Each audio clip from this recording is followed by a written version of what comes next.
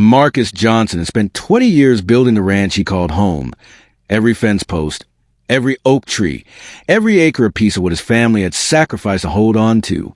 On a quiet summer morning, he stood near the front gate with his golden retriever at his side, taking the kind of stillness that only comes with owning land outright. That stillness lasted about as long as it took for a convoy of luxury SUVs to round the bend toward his entrance. The vehicle stopped outside his wrought iron gate, and out stepped Linda Parker, president of the neighboring HOA, flanked by several board members. No greeting, no preamble, just an announcement that his ranch was interfering with the association's expansion plans. She held up a stack of paperwork and gave him two options: pay $1 million to stay, or start packing. The board members behind her nodded along like the verdict had already been decided in committee. Marcus listened without interrupting. Then he reached into his own folder and pulled out something far simpler than her stack of documents: his original deed. "Could you show me the county record backing that claim?" he asked, evenly. The board members shifted uncomfortably. Linda ignored the question entirely, shoved a final notice through the gate, and gave him 72 hours to comply. Marcus took the paper, thanked her, and wished everyone a good afternoon. That evening, he unlocked a cabinet that hadn't been opened in years: his grandfather's records, original purchase agreements, hand-drawn surveys, certified property maps, all carefully preserved for decades. Laying them against a modern satellite image, one detail jumped out immediately. The HOA's polished entrance gate sat almost exactly on top of his family's original boundary line. Rather than confront anyone, Marcus hired a licensed surveyor, and the two of them headed to the county records office, where archive plats hadn't seen daylight in years. Every document the clerk pulled told the same story. Marcus's ranch extended significantly farther than the neighborhood had ever assumed. A full GPS survey was scheduled. Crews staked markers across the property, while curious residents gathered to watch. Linda showed up mid-survey, furious, demanding the crew stop immediately.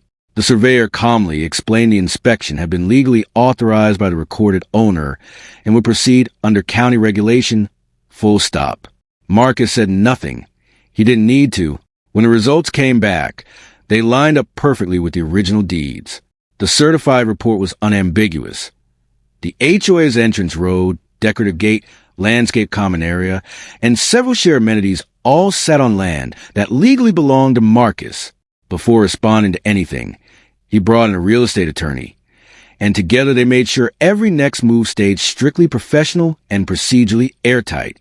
Linda, meanwhile, told her board not to worry. She was certain Marcus would eventually cave, dismissing the survey as a stalling tactic. That confidence lasted exactly until the HOA's office received a formal legal notice the next morning, complete with certified surveys and historical deeds attached. Their own attorney reviewed it page by page and delivered the verdict nobody on the board wanted. The county records were clear, and Marcus owned every inch in question. The boardroom went quiet. An entire community's worth of assumptions had just been overturned by a stack of public documents. Continuing to ignore certified county records would only escalate the legal exposure, so demands quickly turned into negotiations. Marcus didn't gloat or grandstand. He simply asked that the boundary be respected and the matter handled through the proper legal process. Nothing more.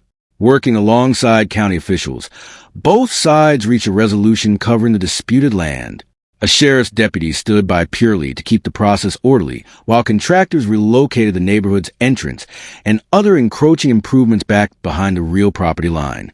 Residents cleared out belongings from the shared amenities, now sitting outside their boundary, and within weeks the original line had been fully restored.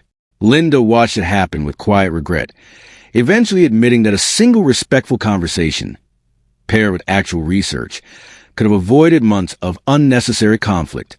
It became, for the whole community, an expensive lesson in checking the facts before issuing ultimatums.